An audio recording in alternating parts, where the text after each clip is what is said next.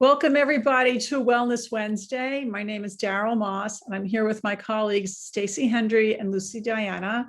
And today we are talking about navigating farmers markets. And the three of us together are the Synergy Three.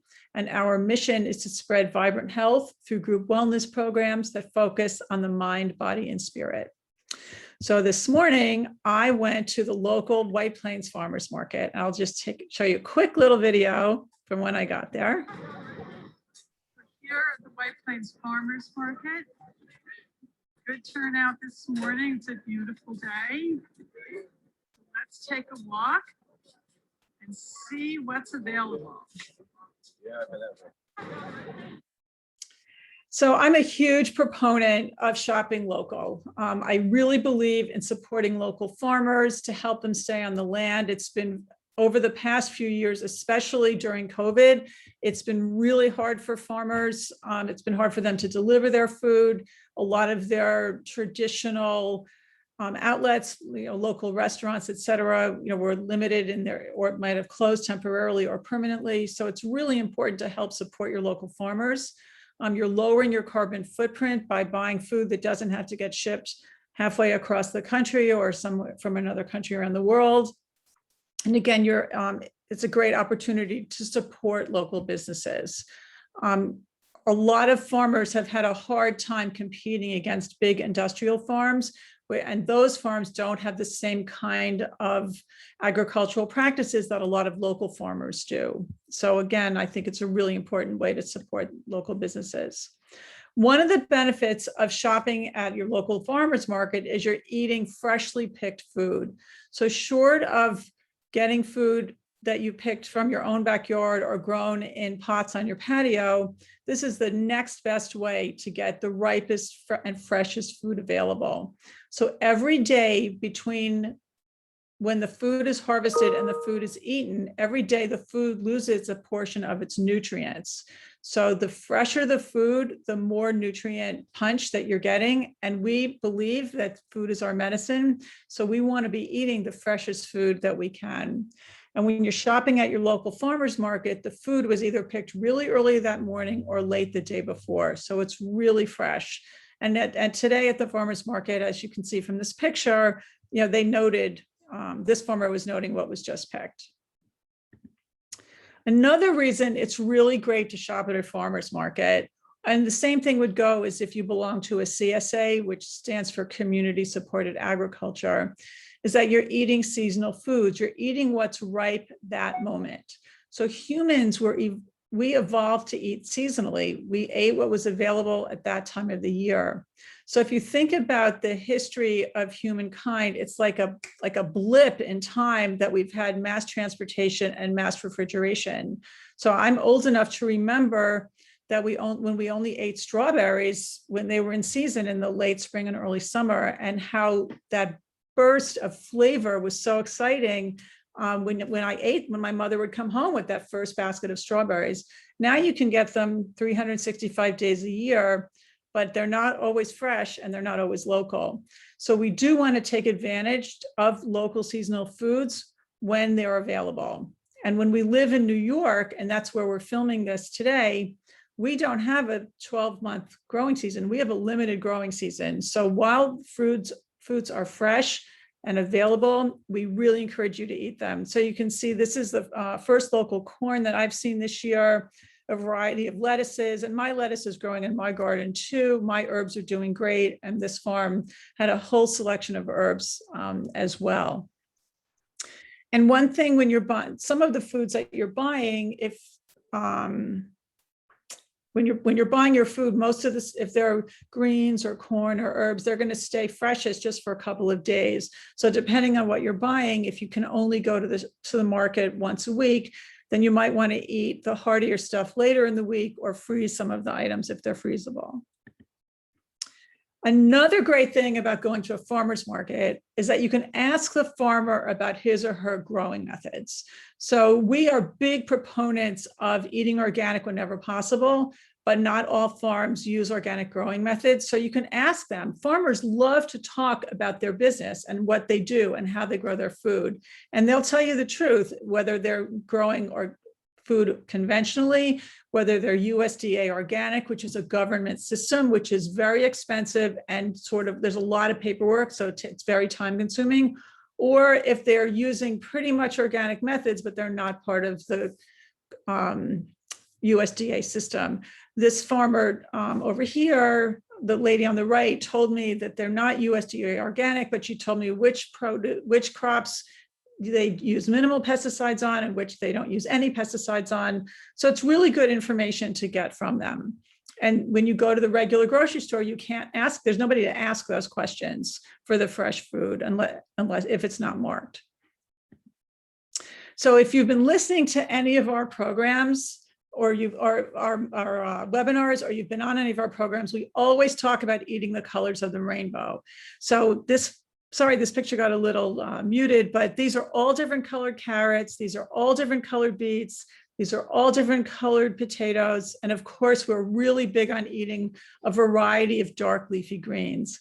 And eating the colors of the rainbow is one of the best ways to give your body the biggest selection of phytonutrients, vitamins, minerals, et cetera, that are so key to our health. And they taste delicious. And when you're preparing your meals, they're so pretty on the plate when you have a big variety of color. And especially if you're working with kids, to show them a purple carrot, they're so used to seeing an orange carrot. So it's another topic of conversation and a great way to get them to taste things.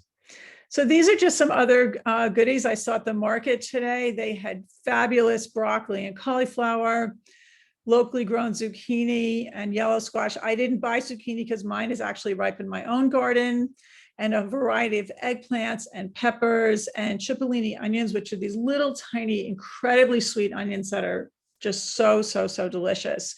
And when it's so much fun to walk around and see all these different foods and try to figure out what I'm going to make for dinner tonight and the next couple of nights with all this amazing food that's available. Another thing that we do encourage is to be mindful of your plastic use and how you can be more economically, more available to environmental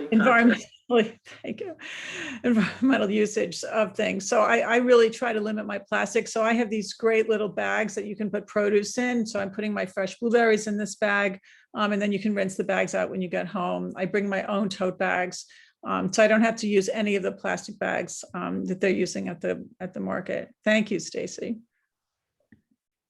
And they also have lots of other stuff at the farmers market. So this bakery had regular baked goods and a whole bunch of gluten-free treats. I'm not encouraging anybody to eat sugary stuff, but if you're going to buy something, it's, again, you're supporting a local business.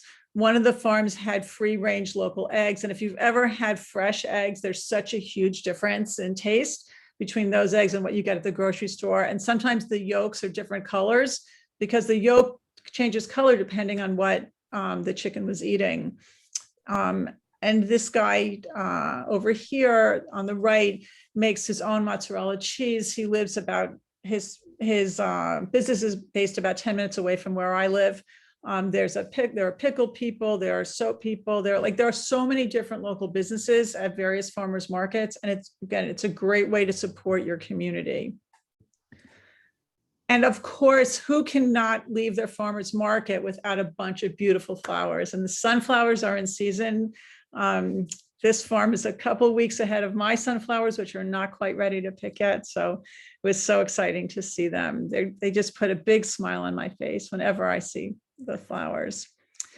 And I thought we would talk a little bit about some cooking ideas. So this is one of my favorite things to do. I literally just throw in the oven some chopped up zucchini, maybe some yellow squash, some fresh tomatoes, onions, garlic, with a little olive oil and some herbs. I roast it. It's delicious as a side dish. It's delicious over gluten-free pasta or spiralized vegetable noodles.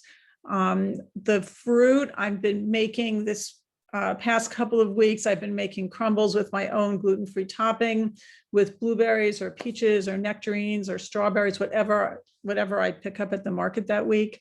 I've been grilling lots of vegetables. I'd love to hear what you guys are doing with your fresh vegetables and fruits that you're buying at the market.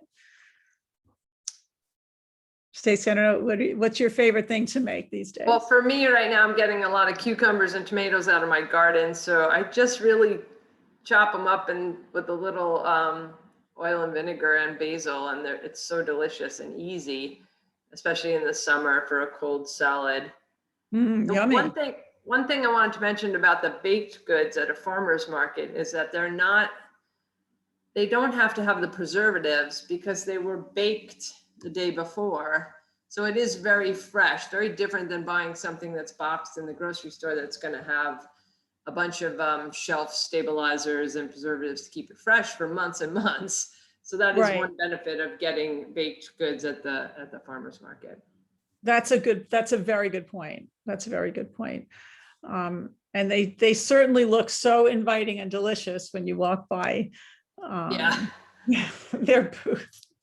Also, they sometimes have local honey at farmers markets, which is great because it comes from the local flowers, which would be the cause of allergies for some people. So having honey in the springtime before allergy season that's local is really great for combating allergies.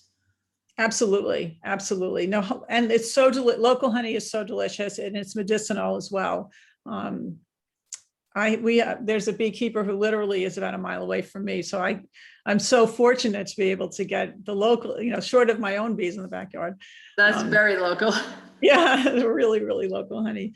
Lucy, what's your favorite thing to make with your fresh produce or fresh fruit? Well, I'm looking at what you made, and it's something very similar that we use in the Italian tradition, is to saute it in a pan with good olive oil, the zucchini and the onion, tomatoes. You can throw in some potatoes in there. We call it ciabatta, and zucchini. So that's something that I do. And like Stacey said, the cucumbers, I have a harvest of cucumbers in my garden this year that I'm giving away to everybody. It's so many, very plentiful. Just the cucumber tomato salad with basil, again, it's one of my favorites. It's very Yummy. Yummy. You could put a dollop of hummus on one of those for like an Israeli salad or something. One thing about this picture, I roasted this in the oven as opposed to sauteing it, and I used parchment paper, so it just makes the cleanup so much easier. Yes. And I think the parchment paper allows you to use less oil because it maintains the moisture. It doesn't burn off in the pan. So it's an option with less oil for cooking. That's definitely true. That's definitely true. I actually noticed that this weekend because I was roasting a lot of broccoli. So I actually had 2 trays of it going, and I hardly used any oil, and nothing stuck, and it was delicious. So I just wanted to mention, again, that farmers markets are seasonal foods. So there are things that you're not going to see there. It's not the same thing as going to the grocery store. So you're not going to see avocados at your New York farmers market because they don't grow here. You're not going to see pineapples because they don't grow here. You're going to see what's fresh and local. And again, that's what's so important to our bodies to eat with the seasons where we're living, and because that's how we evolved to survive. And there's nothing wrong with eating avocados if you like them, or eating pineapples or bananas. I eat them all year long, but I try to emphasize what's available locally when it is available. And next week, Lucy's going to be talking about acid reflux and some digestive issues. So I encourage everybody to join us. We'll have another really interesting conversation. And this is our contact information for anybody who'd like to speak with us. Our next group program will be starting in September. It's another 9-week Slim Possible weight loss program, and our clients who've been participating have been doing incredibly well. So we encourage everybody to check that out as well on our website, www.thesynergy3.com. So Stacey, did somebody email in a question for us?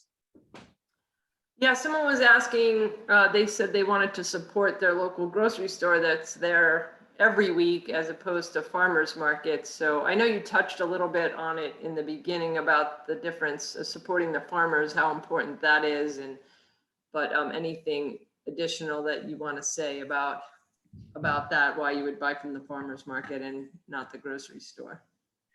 So so I'm so glad that person asked that question. I don't think it's an either or situation.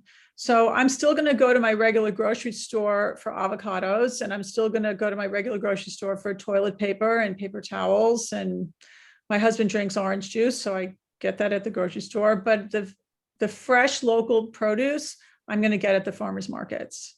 Because even though you can get zucchini at the grocery store, it probably wasn't picked this morning or last night. It's probably been there a little bit longer because it probably is going from the farm to a distribution center to the grocery store. And every day between picking and eating it, it's losing some nutrients. So I don't want to already be 2 or 3 days into its demise in terms of nutrient loss when I'm buying it, especially if I'm not cooking it right away. Can I just say something to that person is the produce that is in the supermarket is there's still some farmer out there working really hard to grow that for us. So they have so many other staples, like you said, Daryl, that we're going to go in and purchase. So they will survive, financially speaking. But what about the small farmer that has the seasonal business? Right.